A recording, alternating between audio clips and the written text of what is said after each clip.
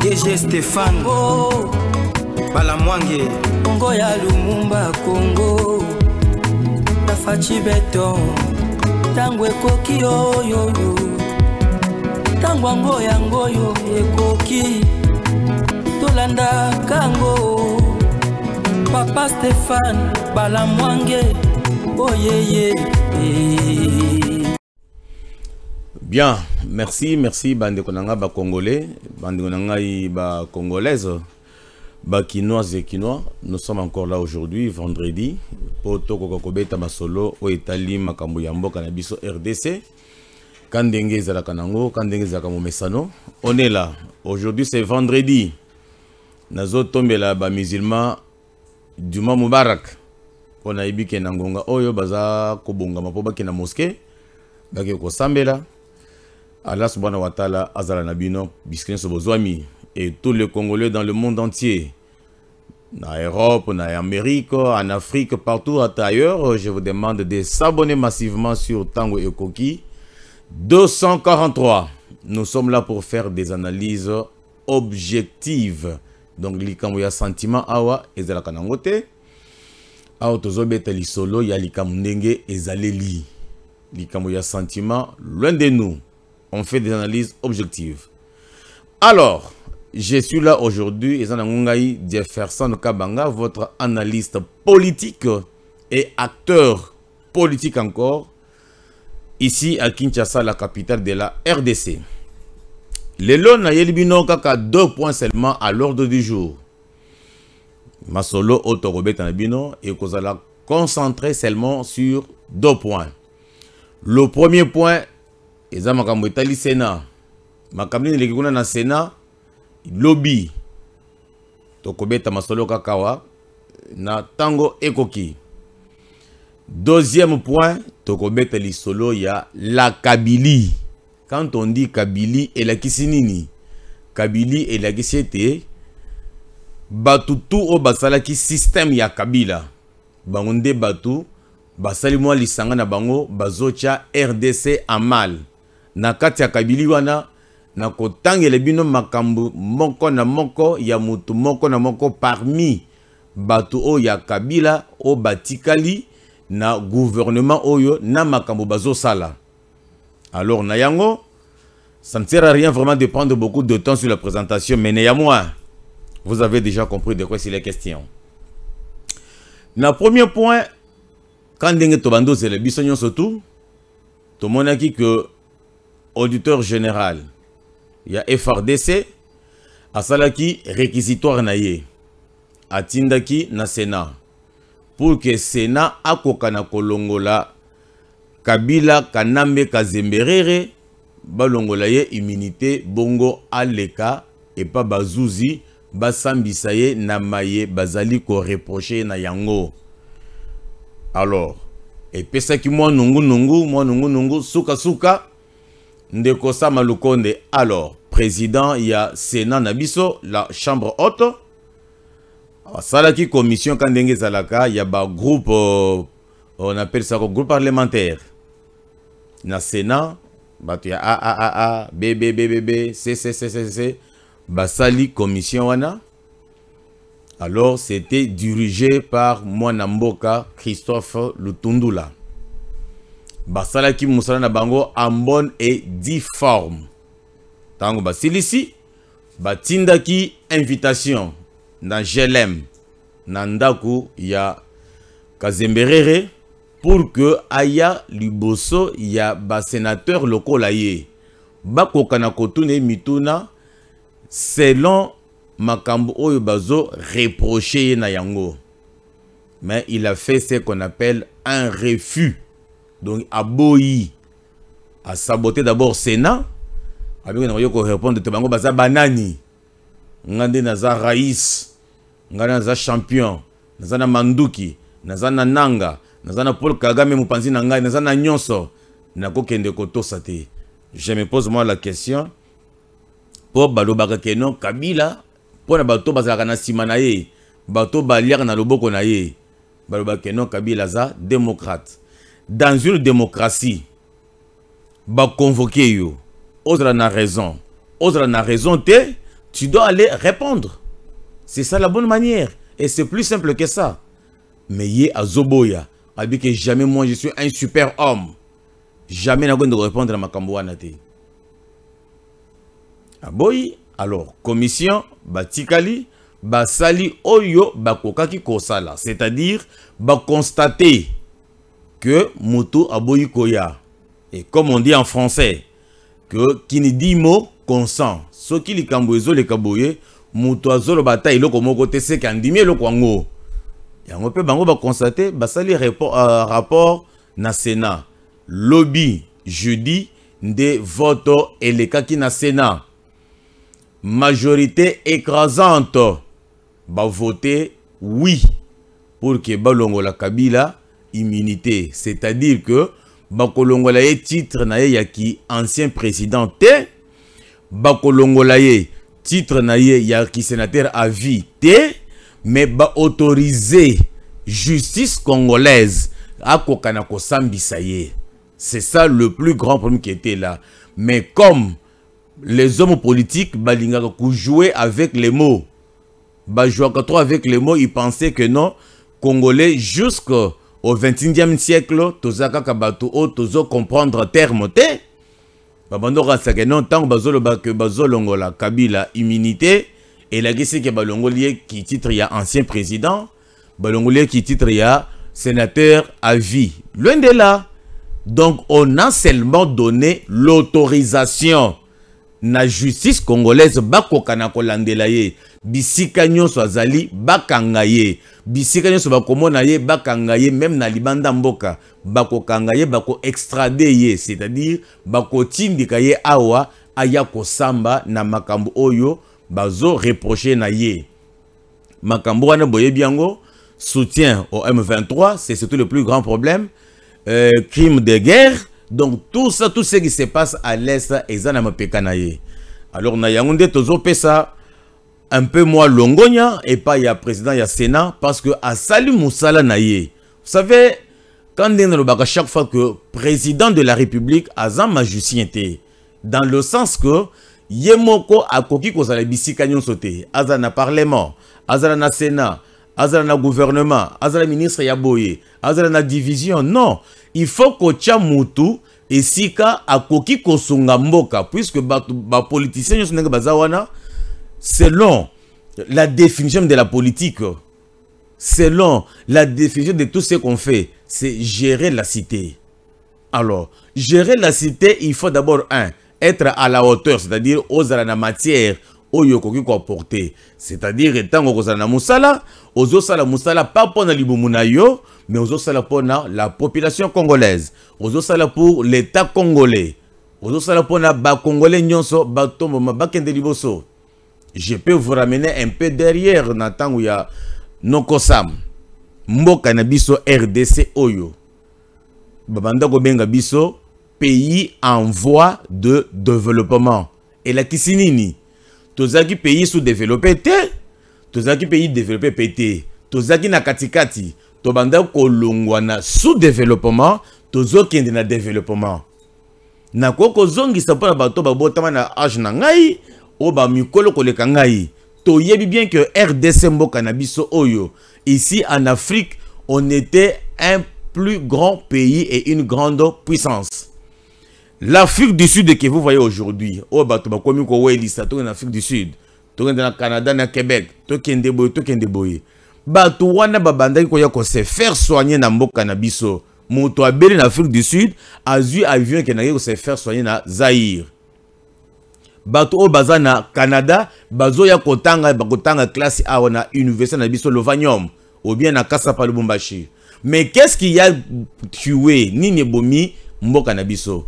Bato o bazo cha bisika ya kosala musala ndenge longobani bazo sala musala tel qu'il le faut te bache moto sala boye ya bosene musala bachelie akomi koyiba ndenge tozomona na moya lelo bache moto plasana akomi kosala makambo mususu or ce qu'on lui a donné oyo ezana attribution na yete yango nde bomoni sur base de cela que soki tokomi kozwa bato bazana mo conscience ya kosala musala lolenge longobani et qu'on permettre mboka na biso et décoller na yangonde na bomoni na pesi président il y a Sénat monsieur honorable Sama Lukonde, moi Longonia, moi félicitations parce que à Saleli Kazaka naye ki kabilité parce que yé pe azamoko na bango mais il se démarque ndenge to uti komona ndeko Constant Mutamba awa il s'est démarqué na esaline ya musala mais malheureusement ba ye ba simbisie touche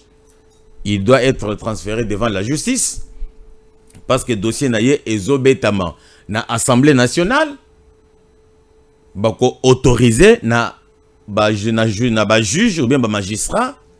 Donc justice a s'occuper na ye et avant à Kendekuna il faut à présenter biso mon candidat ya démission. Alors nazo mituna siko soki muto a démissionné akei ko répondre liboso bazouzi et que yé alongi a kozonga lisusu ministre doit a démissionner pour toujours. Là la constitution n'a rien dit. Yangonde bomoni moko boye. Moi j'ai soutenu totalement. J'ai soutenu totalement les changements de constitution ou bien modification de constitution. Il fallait qu'on change. Le Constant Mutamba. Jusqu'à la preuve du contraire, moi personnellement je le soutiens. J'avais confiance en lui. Mais Makamboye et Yeko Bimana Kombo Naye. Ceux qui a sali yango, c'est que je suis très déçu. Ceux qui ezaka ber balatisiye et qui a Sami Longi. Et aucune disposition dans la Constitution ne parle de ça. C'est pour comprendre que dans Canabiso, nous avons carence d'hommes. Et ça problème, il y a conscience de Ezate. Lorsque les Congolais a cause de conscience, à cause de bolingo ya mboka na ye, makambutu eko décoller tokozonga bisika tozalaki. Pambate, nous serons toujours derrière Batu ya Souka. Alors, na yango na leki na lumbango na deuxième point na ngai o na lobi que tokobeta masolo o etali la Kabylie. Na tu expliquer binoa Kabylie ezani neza système. Bomoni tango Mobutu azaki na système na ye. Wa bandaki ko sala. A instauraki yango na makamani ya moutisme. Ezaki neti mo doctrine moko boye batu ba kotisi yango. Donc il faut battre la lolenge ba principe na bango. Même la Kabylie aussi, c'est une doctrine. Bayaki bisotu to yebindenge bayaki na mouvement ya AFDEL baye na musée na barwande na sima musée babomiye bango batikali parce que mode opératoire na bango ezaka ko boma babomaka sans pitié ceux qui ba pesio mission et qui va accomplir yangote, ton nom c'est Liwa Ogokufa. Alors, système wana izaki enraciné na ba régime union sur ko sexualité ko banda arrivé ya AFDEL. Et banda ka ko continuer, ba ye ko renforcer système wana et pas ya Kazemberere Obobengi Hippolyte. Na yango système na bango ezanine. Ils sont champions en détournement. C'est-à-dire, ceux qui intérêt ya moko na bango est mis en jeu, bango tout, bako telema likolo pour ba défendre, bango tout, bako telema likolo baganga pour que eloko wana ekima bango. C'est-à-dire, ils ont un système de travailler en bloc. Système de travailler en bloc. Na yango na kotange le bino kaka quelques cas. Ya batu o bazo maintenir timo ya lelo ki Kabylie wana muto liboso Mwanga Chuchu ye azakinde numéro 1 na bango boss penda de boss na bango combien de carrés miniers azalaki nango na Congo awa azalaki bras droit ya Kabila na Paul Kagame ici en RDC abandaki ko se faire voter ko se faire élire comme Congolais. Parce que biso ba Congolais, tozaka bazoba, likolo ya $100, omoni mutu andimi ke no kinga na sande konangai. Likolo ya $200, andimi ke no yazalaka place na, parce que tant yazalanga na zolia. Mais yazo zwebele zo zwelo côté azo peso ba mieto. Mutu liboso yona Mwanga Chuchu, il était le bras droit de Kabila Kanambe Kazembere na Paul Kagame. en matière économique. Yende muto simbaki économie batumi balewana. Du fait que Bakangi Mwanga Chuchu est déséquilibré, branche na bango. Et puis Bakare minier wazaki nango ba bloqué. Et puis c'est pas plutôt parler. C'est l'une des raisons Oyo Kabila Kazemberere ayoki motema pasi. Alors me côté mbongo bandeko bima ya ofele. Boke bokaso na kosuka wapi. D'où il faut to bengana Monsieur Félix Antoine Chilombo na Bokonzi. Kanda ya Kabila e bandela kiwana. Azai kaka yemo côté. Nanga pe azaki frustré lokola Kabila parce que Kabila pe a pesaki Bakare minier. Abandeko exploiter na ndinga lingi. Donc lui c'est ça moula ya batowana. Le frustré qu'est-ce que basali likopana bango. Alors comme Kabila pe azaki na yaye carré minier yakobatama achaki mutumoko boye abande ko gérer yango. Mutuana c'est le ministre des mines actuel Oba Utiko Kangalobi Martin Kabwelulu. Alors tant bakangi moi na membre wana et pardon je dis ex-ministre Kabwelulu Martin Yende Mutu azalaki lisu ya Joseph Kabila na ba makambo exploitation minière na ye awana RDC. Lobby jeudi ba utiko kangaye. Donc vous allez comprendre que bien que Kabila za na mboka oyote mais batunaye bazali bazo protéger ba intérêt na ye. Yande zo benga doctrine na bango. Ba doctrinaire. Ceux qui ba simbie lo ya moninga ba ko changer face pour ba ko par tout le moyen ba ko kana ko défendre yango. Vous allez comprendre que le mal est profond. Bande konangai, le mal est profond et alors très profond. Vous pouvez vous imaginer Moutouana Zalaki ministre na mboka oyo. Ministre des mines parce que quand on dit que tout ça est gouvernement d'union nationale, Batubakoya de part et d'autre locaux Toyambi Constant Moutamba. Azaki kabiliste des pères et des mères, mais il a été exorcisé. Il est venu avec les idées pour travailler pour Namboka, mais pas le bateau local Bakabouelulu.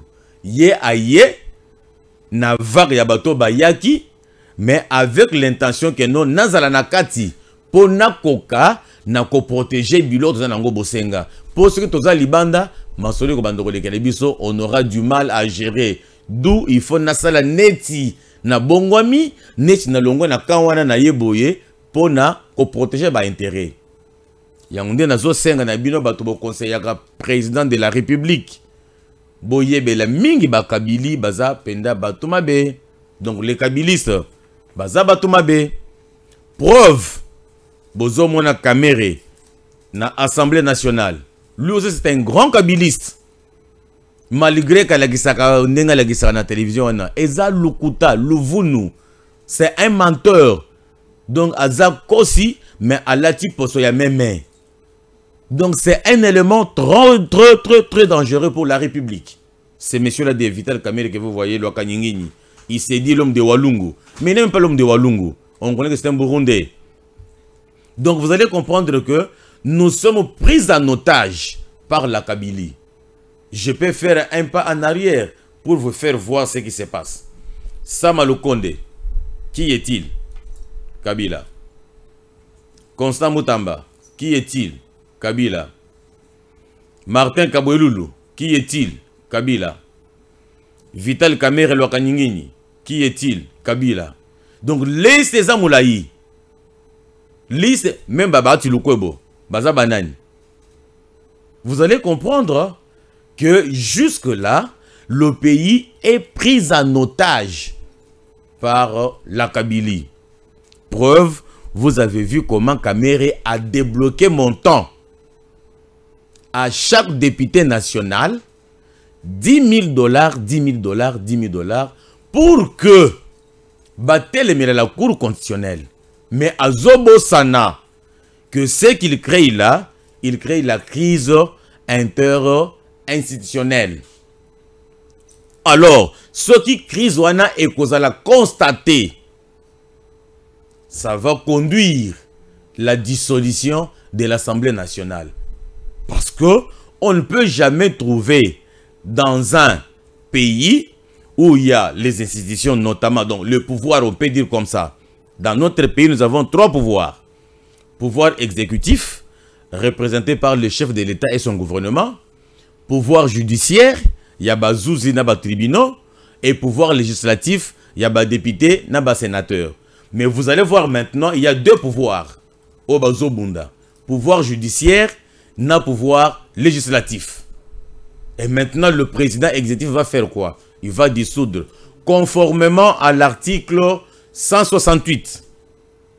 On dit que lorsque la crise est persistante, le président de la République, en concertation avec le gouvernement, procédera à la dissolution. Il y a Assemblée nationale.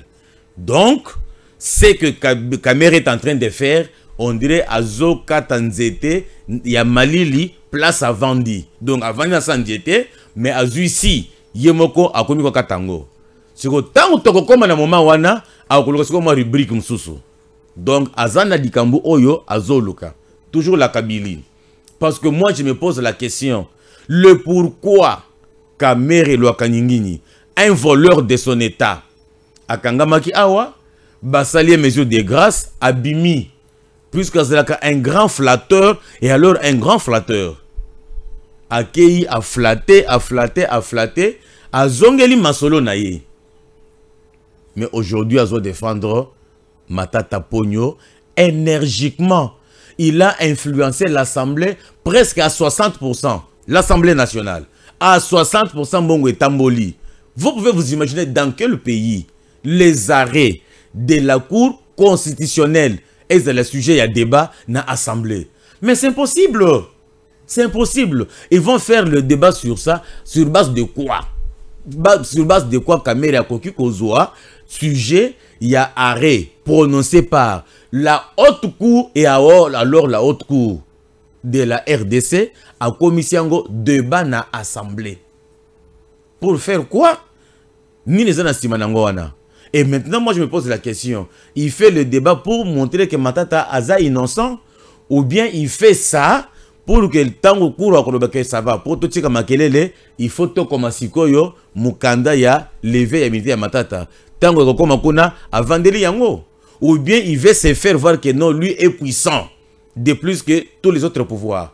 Alors que dans le pouvoir, il n'y a pas un pouvoir qui soit supérieur à un autre. Tous les pouvoirs sont égaux. Ils travaillent en étroite collaboration.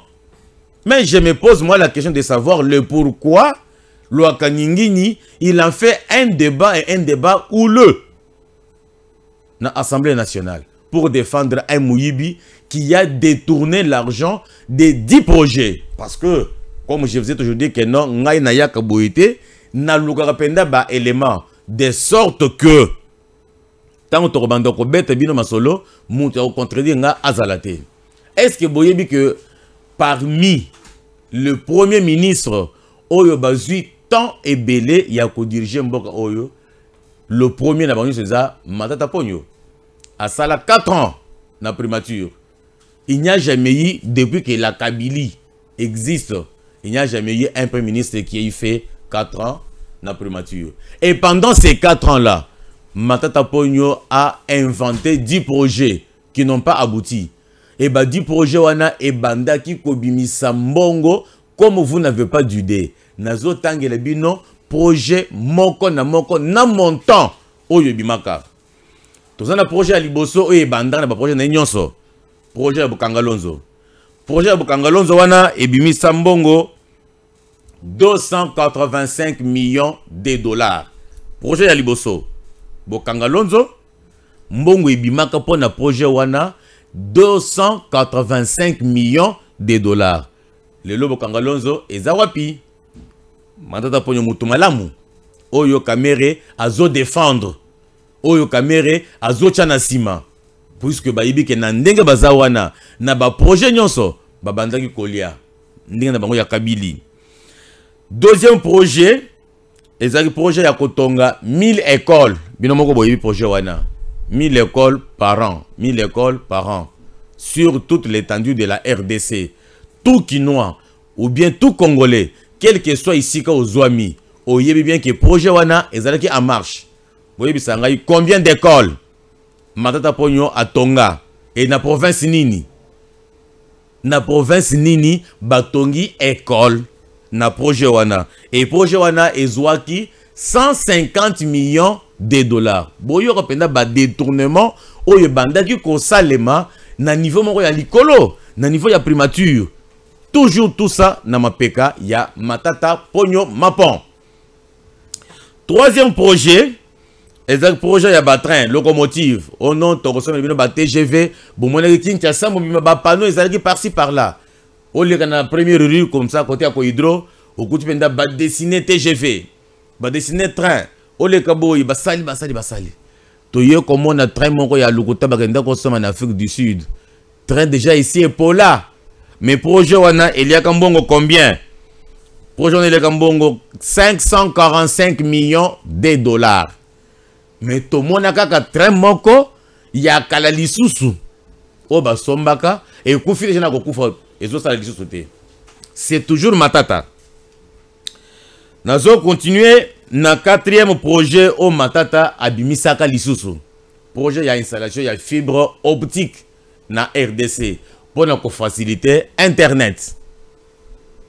Projet on est sous Kawapio. Sous Matata toujours.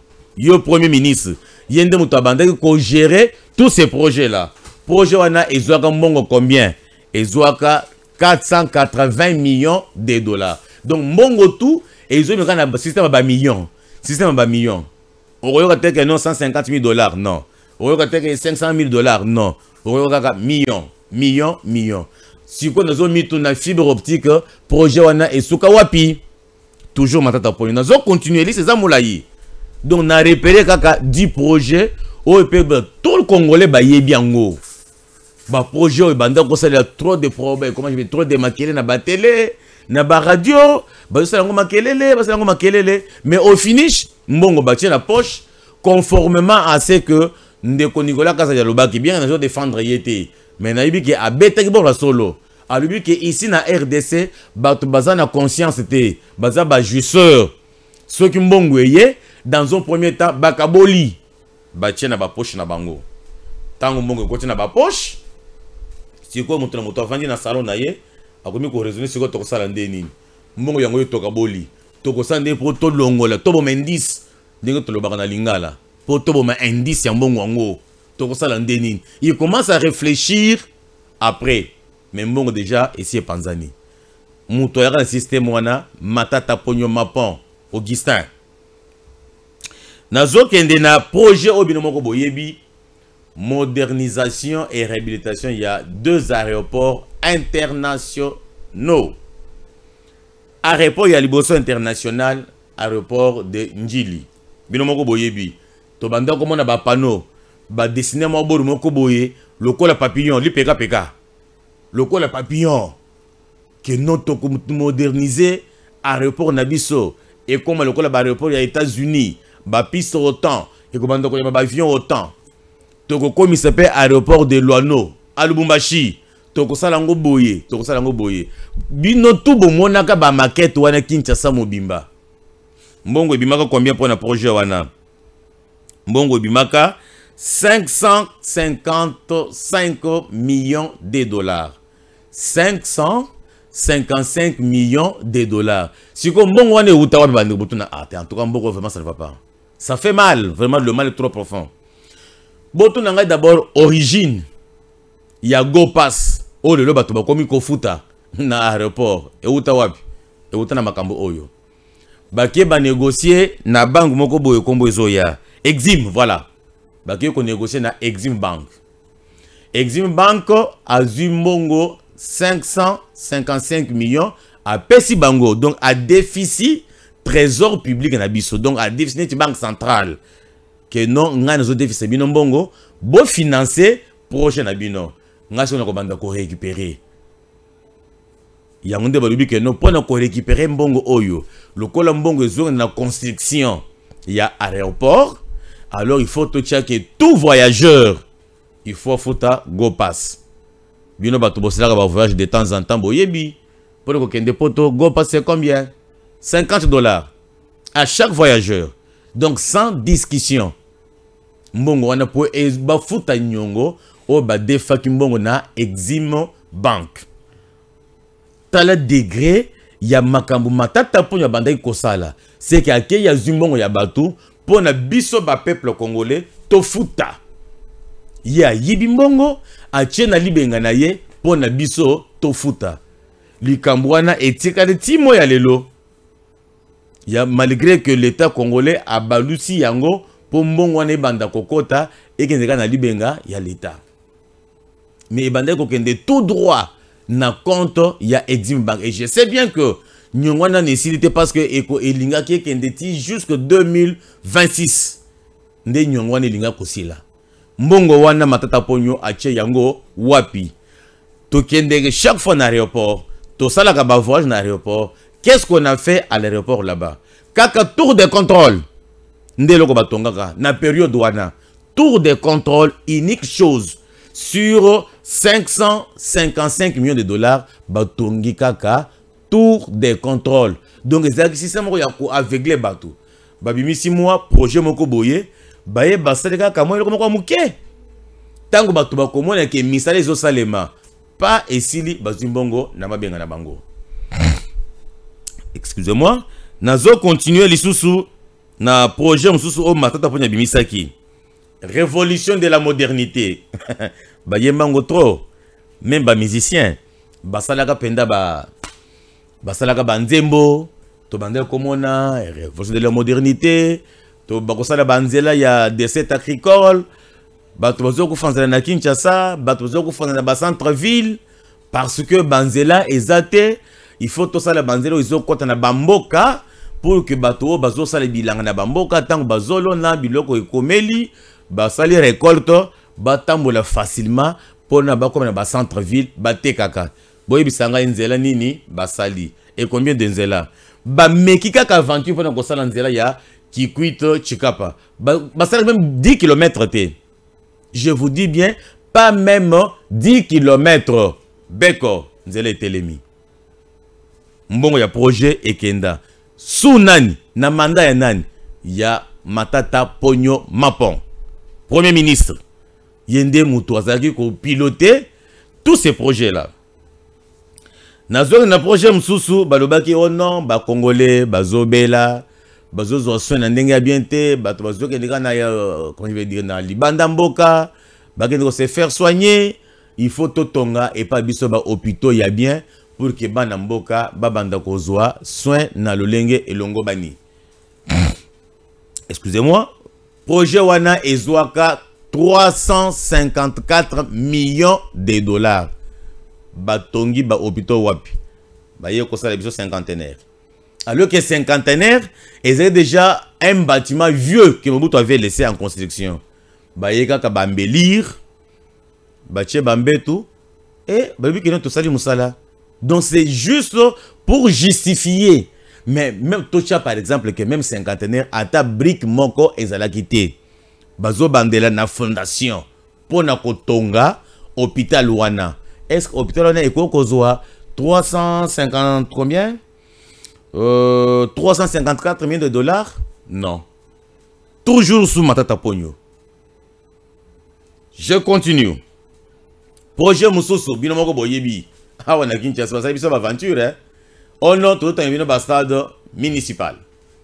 À Massina, dans toutes les communes de Kinshasa, 24 communes de Kinshasa, bazo tonga ba stade. Tant que vous avez la province, na chaque chef-lieu, bazo tonga stade, moko. Boye bisanga combien de stades batongi basilisi. Tokende chaque fois nzela chango awa. Stade municipal de Massina. Et si là, l'unique stade on a mona et si là à 80%. Et ça a bon marché sur l'avenue Kabinda. L'unique stade municipal on a moko na moni qui basali misala jusqu'à 80%. Stade moko wana na Barumbu sous l'avenue Kabinda. Kende stade municipal ya Bandal. Et le côté kende na Vélodrome. Et le côté mbongo wana kenda wapi. Alors que mbongo ebimaka 280 millions de dollars. Pour na kosa de misala wana. Nazo continuer lisusu. Mbongo pe ebimaka 350 millions. nini o ba étudiant na biso bazota na ba condition mabe il faut que réhabiliter ba université ya l'état otoza nango notamment UNIKIN Kasapa Lubumbashi université de Kisangani et puis la province mususu ozana ba université te bakokana kotonga ba université mbongo bimaka combien 350 millions de dollars américains boye bisangai quelle université batongi ya sika même université nini babongisi basali misala rien du tout toujours sous Matata Ponyo ayeli biso na projet ya suka alobi ndenge eza boye courant ezopesa basi pasi mi na Kinshasa ekomi molili Congo ekomi molili charge ekomi ebele il faut tout désengorger il faut tosala nini topesa capacité ya makasi na barrage Inga tokende pe na Kasai totonga barrage de Chute Katende deux barrages wana ekozala na makasi ya ko supporter charge ya consommation ya courant électrique. Inga basali nini Katende kuna na Kasai basali nini. Tout ça c'est toujours sous Matata Ponyo Kabila est là avec Batuna Bango, c'est-à-dire que tant mbongo zo kota bazumbongo bakaboli siko ba vendre toko sala nini siko boye bisanga bande nanga avec du projet ici oyo Matata Ponyo asali a komisi yango na sukate détournement sous détournement ba bengisi mutu wana devant la justice aya ko se justifier mais ozoyo ka bato mususu na ebite ba congolais nanga soki bazandenge nini bazolo bakeza acharnement politique bande ko nanga tous la quand même bato. Mes frères et sœurs, soyons humains. Natangeli bino du projet que ceux qui ba projet nyonso 10 oyo et kokisamaki et salamaki mais le Congo est tombami mais le Congo est poussé à 20% puisque ça ba projet moko ya minene et ba projet ngo ezumi solo ebele mais lelo ba koya ko sala Matata Ponyo acharnement ya nini okoyoka mutumsu so alali ala moki opo aboyi kokota na union sacrée. Est-ce que vraiment mutu ezo sala? C'est la folie.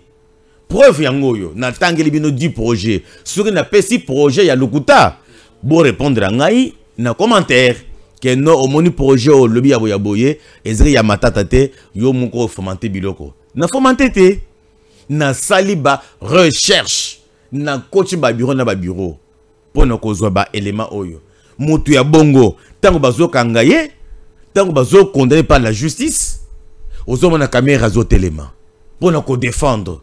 Est-ce que bande konangai a mes conscience avec attitude ya bongo mboka na biso ko tombwama avec comportement ya boye mboka na biso ko tombwama.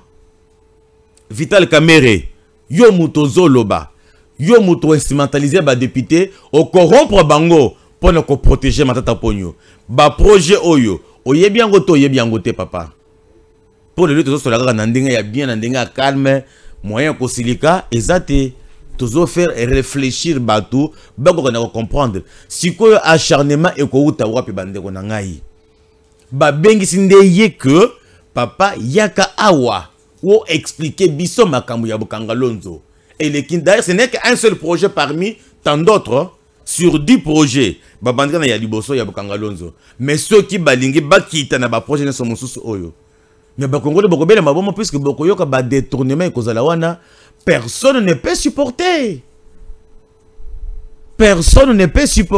ata mutu moko te akosepela ba projet nyonso na uti kotanga awa bobanda komona ba maquette na ville ya Kinshasa awa ba maquette ezali na ba vini nyonso donc Kinshasa ekomaka lokola ville ya ba maquette ezaka ba concevoir projet ba maquette siko ba projet nyonso wana esuka wapi siko tango bazo bengisa moto bongo ke aya ko justifier ne serait-ce que pour na projet moko ya Bokangalonzo papa expliquer biso ozoyo ka batu bazolo bakeza acharnement. Est-ce que bande ngai bino batu bozolo bakeza acharnement? Est-ce que vous avez bien raisonné? est-ce que Bofouya qui penda règne ya Matata, quelqu'un qui a fait 4 ans na primature avec du projet, mais aucun projet n'est réalisé à 100%. N'est réalisé à 100%. Et ça, projet va entamer, va au niveau il y a 20% ou 25%, paf, projet télémi. Va entamer projet 10%, 15%, paf, projet télémi.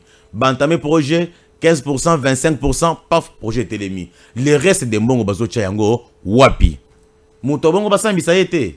Non, après tout, quand même, biso ba congolais, tosi tokoli. Toza soba ne mikete oboko ki koya koko sabiso avec ba discours politique. Donc likambu so il faut beaucoup misango kaka politique.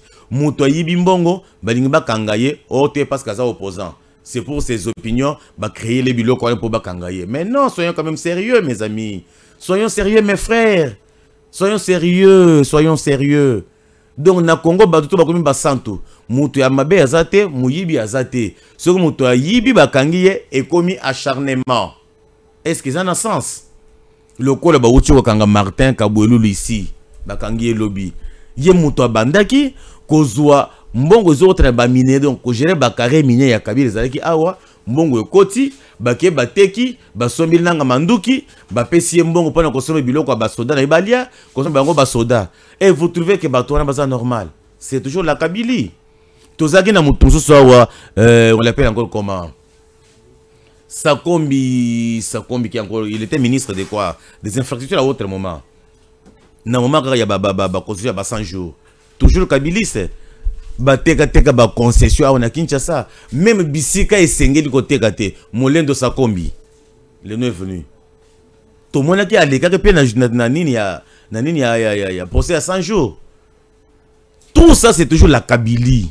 Donc, tout au baza na Kabila, au batava na Kabila, baza déjà na makila ou des détournements. Ceux qui bakangi moko na bango, le reste va côté le malikolo pour baya ko défendre.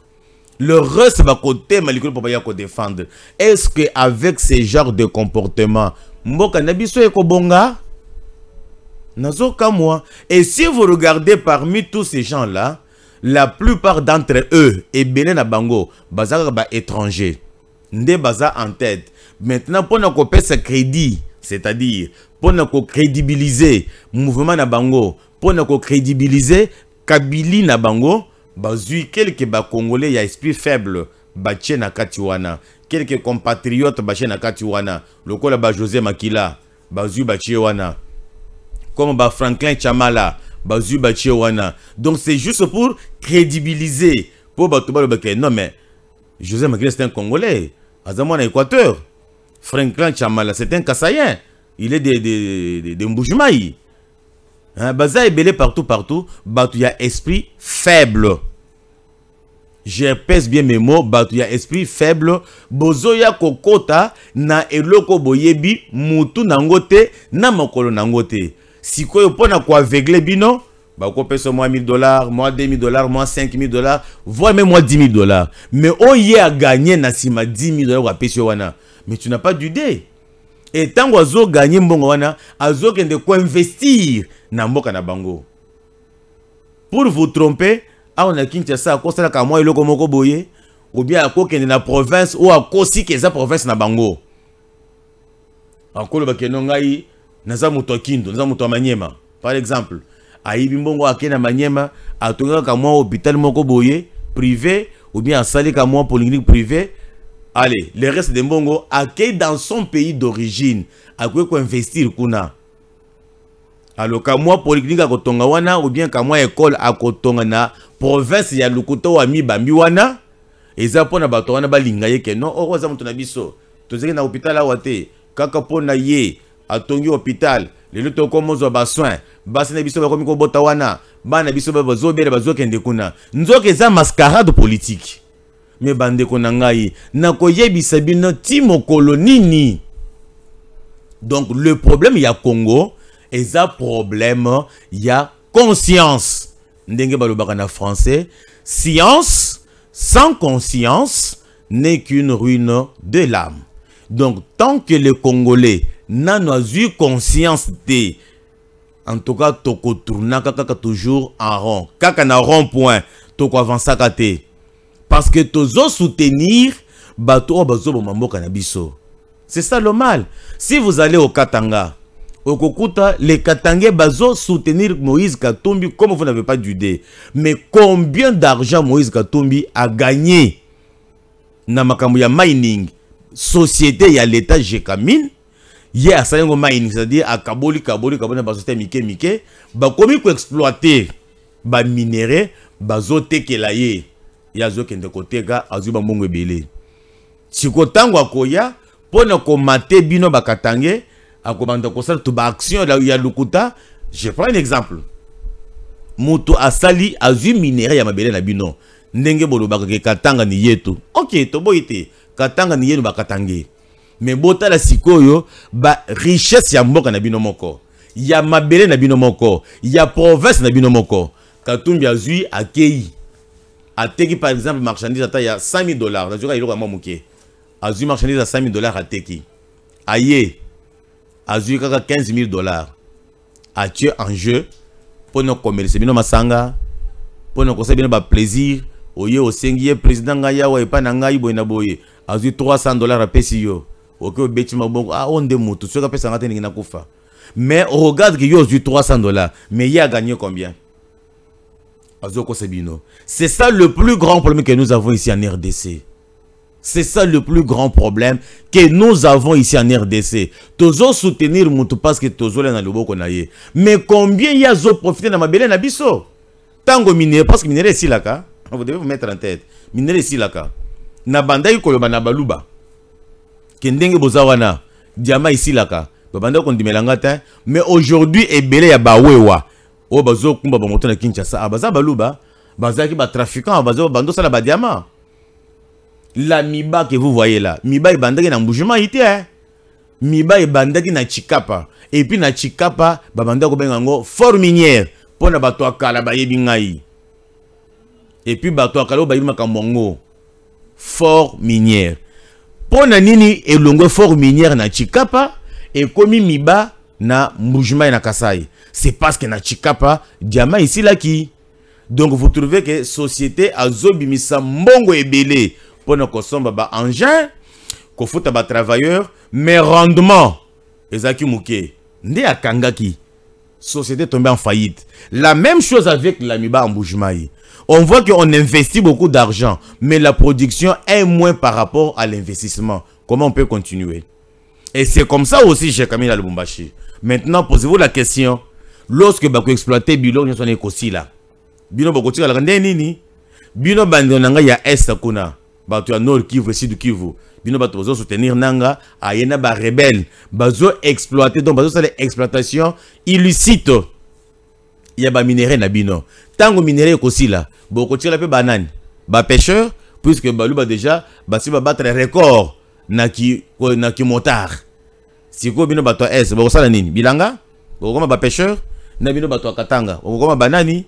Alors il faut conscience na bino ezonga. Conscience na bino ezonga boko sa malibo mote bandengo na ngai. Conscience na bino ezonga poto tombo la mboka. Mboka o ezaka ka moko. Tona mboka mi balete ezaka ka moko. O bakoko na biso batikela biso.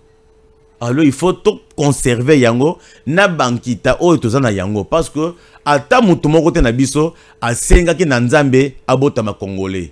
Ezakinde la volonté de Dieu, la volonté divine. Nde mutu sa ki yo nanga tobota ma congolais. Alors il faut to linga Congo. To tombola yango, to tika yango na maboko bana na biso. Po bango pe bakola, bakoche pe bana maboko bana na bango. Mais ce n'est pas ce que ndeko nanga inanga zo sala. Azo ya copier ba richesse ya mboka na ye au profit, vraiment au profit ya ba Rwandais. Ça n'a pas de sens. Ça n'a pas de sens. Et ayebi bien que mutu azali likolo ya makambo nyonso wana c'est Kazemberere. Ayebi bien. Puisque qui ne connaît pas que Kabila c'est un Tanzanien de père et Rwandais de mère. Mutu to ayebi yango. Maintenant quel rapport y a-t-il entre Kabila et Nabiso Congolais? Et ça passe mingi. Voilà au moins ce que je voulais parler avec vous aujourd'hui. Boye va bien que Nengeza Boye, Ndeko, Pandeko. Kabila Kanambe Kazembere l'imposteur va lever déjà immunité, c'est-à-dire va passer déjà autorisation de la justice à kokana kosala musala na ye et le Kwami Balé il faut tout ça là par tous les moyens tout démanteler tout longola tout déboulonner tout radier le système de la Kabylie parce que nous avons même Obeminako bazan na système wana bachadari bazan na système wana. Donc, bato bazo soutenir le système na bango et bazo peser de tout leur poids pour bazor na bokonzi pour vendre ce système. Puisque Banda, moi Namboka, Félix Antoine Tshisekedi Tshilombo a commis président de la République, alors que non n'a ko déboulonner le système. Tant que vous sentez pendant que non déboulonnage commis ma kasi ne bakei na recours ya bitumba. Mais biso otoza na conscience normale.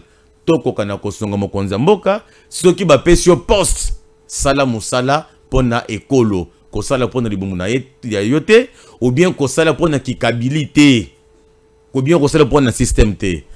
Alors sur ce je vais dire au revoir inchallah tout le monde lobby. DJ Stéphane Balamwange Congo ya Lumumba Congo ta fachi beton tangwe koki yo yo yo Tangwango yango yo ekoki tolanda kango Papa Stéphane Balamwange oh yeah yeah